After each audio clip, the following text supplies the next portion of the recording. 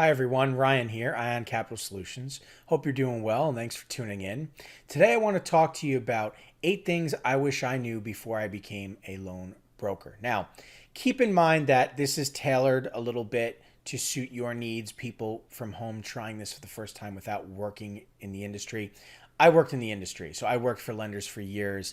I was privy to a lot of information that most people are not, and that greatly assisted me in my journey in getting myself set up. Okay. But these were things that I knew new employees did not understand. These were things I know that people trying this online were not able to understand. And some of these things even stumped me even after working in the industry, working for lenders. So these will be very helpful hints for you, anybody starting out, anybody who's currently doing this but struggling. You're going to want to see this video. Anyway, stick around. It's going to be a good one.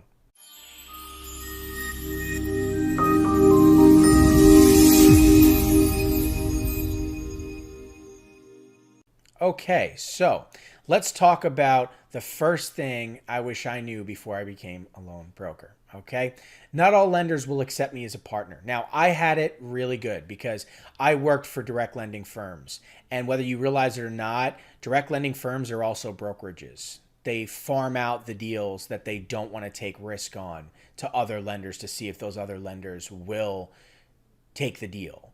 So every lender is a brokerage. And when you're a direct lender and you have high submission volume, you can sign up with any lender out there. They're not going to deny you. But when you're an independent trying to do this on your own without a proven brand, a new EIN, whatever it may be, they're not going to accept you as a partner because you're not going to have high enough submission volume. You're probably going to submit bad data, something we're going to talk about here. And they don't want to waste time sifting through bad files because you don't know what you're doing, right?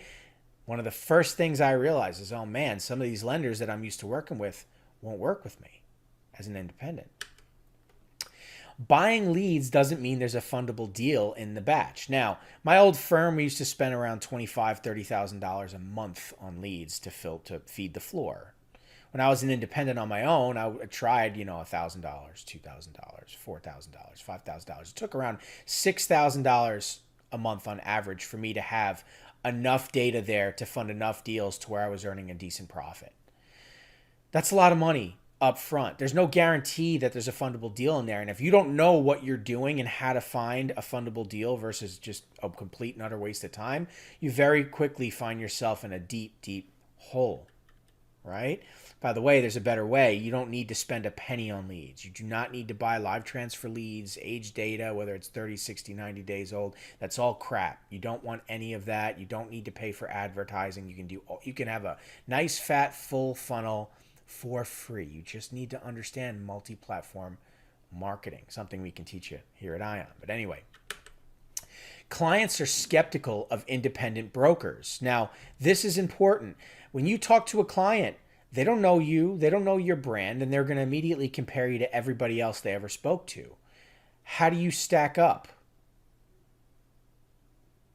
Do you have reviews online, Better Business Bureau? What does your website look like? What does your logo look like? Are you going to now spend time building a website, building a funnel, and getting established online, and creating all these reviews, and blah, blah, blah? You know how much time that takes? On top of building a business model. Do you even know what a successful business model looks like? Are you just going to guess at it? You're going to buy from one of these dime a dozen blueprint programs who are going to share with you a map to success, which flat out doesn't work. It just does not work like that. I'm sorry. Anybody who tells you that you can create a website, sign up with a lender, run an ad, find interested parties who want money, forward their documents to a lender, and you're a loan broker is lying to you. That's like me walking up to you and trying to hand you a bag of surgical equipment and saying that, hey, just go rent a space. Here's some surgical tools. Congratulations, you're a brain surgeon. Go start cutting people open. It just doesn't. It's ridiculous when you really think about it. It doesn't work that way, okay? So with that being said, rather than try and do this on your own and try and build a business model from scratch without experience, you need to be active in the space with people who are already achieving the results you want. Tony Robbins once said, okay, if you want to achieve success, go find somebody achieving the results you want, copy what they do, and you'll get the same results. No brainer, right? Don't build a business. You need to work with a mentor. You need to plug into an active working model. You need to learn the business. I'm not saying take a job working for a lender. And here at ION, we share industry secrets. You can plug in. It's expedited anyway. That's another video. But you do not want to try and just figure it out for yourself. I'm sorry. There's a lot of people out there frustrated trying to do just that. I know they joined my program. But anyway, let's talk about some other items here, okay? There are better products than the ones I'm offering. Now, this was a wake-up call even for me because I was offering a lot of products. I thought at the time, right, selling a cash advance, knowing how to sell higher tier cash advances, meaning clients with better credit, better cash flow could get a lower interest rate, a longer term, the weekly instead of the daily, or even some were willing to give a monthly, whatever it is. That's a horrible product. It's not a good product. 55% interest rate is insane. But when you push that kind of product, it's between 40 and 55% often enough. When you see an offer that's 35% or 30% or 25%, you think that's a great offer. It's not. It's way too expensive. When you think about, equipment financing, you do that a few times, but you realize it's actually kind of hard to get those deals through if you don't know what you're doing. You talk about asset-based lending where you try and offer an asset, something we're going to talk about in a minute, and all of a sudden the lender's not interested in that asset as collateral and you can't figure out why. You're offering the wrong types of products. You don't understand how it actually works. You're not able to help clients. You don't even understand their needs to some degree, right? I mean, stop and think about if you want to help a certain type of business, but they don't have, for instance, if you try and give a seasonal business a cash advance, you can't do that. They don't have consistent cash flow to afford a repayment schedule. Those schedules are over 3 months, 10 months, whatever it may be, with a weekly payment. If they're seasonal, they can't afford that payment. It doesn't work like that. If you have a business that has significant equity in real estate, they're not interested in a loan, a term loan, a cash advance. They're just going to eject cash out of equity at a very low interest rate. That's how they raise capital. And yet you're trying to figure out why that construction group won't work with you or take a loan from you, or that realty company or whatever it may be, right? Anyway, there's better products out there, and you've got to understand what you're up against, and you've got to have the right tools in your utility belt to be able to go to market and compete. My files keep getting declined by the lender. Now, this is the biggest problem. If you do not know how to qualify your clients, if you don't know how to analyze their financials, calculate affordability, understand the difference between revenue, wires, deposits, know how to read a corresponding balance sheet, a profit and loss statement with corresponding balance sheet, tax returns, whatever it is, then you don't stand a chance because you don't understand the difference between a good deal and a bad deal. If you don't know how to qualify assets, understand the lender's resaleability of those assets in the case of the borrower's default, you don't understand the product you're offering. So how could you possibly understand whether or not you can help the client? Just because they say millions of dollars, you think it's a big deal? It's not how it works. You need to understand, right? And so you have to become an expert in qualification and the lender's underwriting process so you can perform these procedures yourself. So by the time you hand the file off to the lender, you're handing off a good file that's going to fund and you're going to make money. That's the truth. Anybody telling you anything different is lying to you. That's the reality of the situation, right? And to some degree, I had to figure this out the hard way. And remember, I had experience here. I had a good education in how this stuff works. What about the person who's just trying to figure this out for the first time? If you're not exposed to this information, you're going to really struggle. It's important that you learn.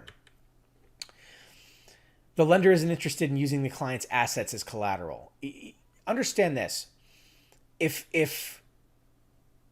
Let's keep it simple here, okay? Let's say that you want me to give you a loan, but I don't trust you. I don't feel like you're going to pay me that money back, or your cash flow, right, it looks tight. I'm not confident. But you want to tie an asset to it as collateral. So in the case of default, I can then take that asset and go sell it and get my money back. And you say to me that you want to offer me your computer that cost you $1,000, right? And so I'm lending you $1,000. And if you don't pay it back, I can take that computer and I can sell it and get my money back. It comes down to how new is that computer? When was it built? What kind of material, what kind of video card is in there, processor, whatever it may be. And then is there a market for that equipment? Can I resell that equipment and get my money back? Is it even that valuable anymore? I need to appraise it, right? Think of that on a larger scale, right? If you want to offer, if you have a oil drilling company that wants to offer its oil rigs as collateral, can the lender, even if it's millions of dollars worth of assets, can the lender acquire that asset, even know how to go about doing that? Is there a market for them to claim it and then resell it and get that money back? Who's going to do that? How are they going to get their money back? If not, the lender's just not interested because they're not confident that they could get their money back in the case of default. And the lender, all they care about is getting their money back. So the deal won't go through. What about vehicles, right? The lender's not interested in vehicles for the most part unless they're relatively new and there's a market for them, right? So they're going to want to see VIN numbers, make and model and year and all that. You have to understand this. Otherwise, you're going to talk to some car dealership that's going to try and send you a list of 30, 50, 100 cars or whatever and send you statements, and you're going to go back and forth with the lender, and you can't understand why this cash flowing business with all these assets can't get funded, and you think you have a good deal, and you don't realize that the lender just they don't like dealerships. They don't like the swings. They don't want to have to deal with the vehicles. They're not a dealership. They don't want to sell cars. It doesn't work like that. There's nuance here. You have to understand these things. If you don't understand these things, right? You see what I'm getting at? And so this was news to me. I had a lot of deals like that. I had one guy who was pulling gold out of the earth. He was sending me pictures of giant rocks of gold, and he wanted to utilize assets to get loans for millions of dollars. I thought it was the biggest deal I ever had. It went nowhere.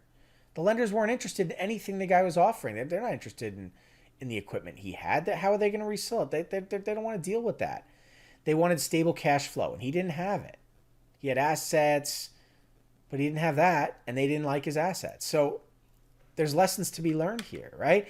Costs are high, earnings are low, and I don't know what to do about it. That's what I was realizing when I had my own business up and running. I was, geez, this is between the leads and the marketing campaign and the website and the funnel and oh my gosh, it's all adding up, and it's eating so heavily into my profit. And I was experienced, so I was closing deals, but it was a very frustrating thing for me because my ROI was tight. I thought, man, if I could bring this model, this cost of operation down with a better model, I would earn so much more money. And later on, I learned just how to do that. But I wish I knew that ahead of time because I wasted so much money through trial and error, right? And really what I thought about, was I was kind of kicking myself in the butt saying, man, I had it good working for lenders. And I wish, maybe I didn't quit in hindsight, right? This is much harder than I thought it would be.